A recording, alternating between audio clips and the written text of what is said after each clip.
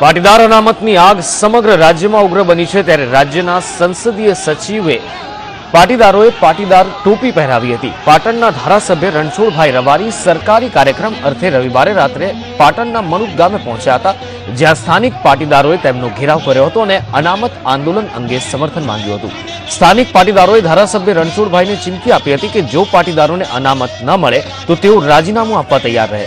મોટી સંખ્યામાં પાટીદારોએ ઘેરાવ કરતા મજબૂરીમાં રણછોડભાઈએ ટોપી પહેરવી પડી હતી અને સમર્થન પણ જાહેર કરતા જણાવ્યું કે સરકારે તાત્કાલિક નિર્ણય લેવો જોઈએ।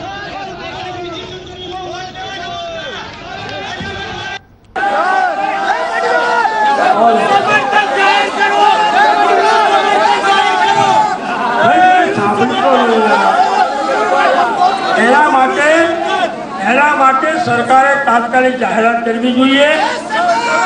મેં આ વિસ્તારના ધારાસભ્ય તરીકે આ વિસ્તારમાં એકમાત્ર આખા ગુજરાતમાં મેં કહ્યું, એકમાત્ર આખા ગુજરાત હું બધા જ ધારાસભ્યોને કીધું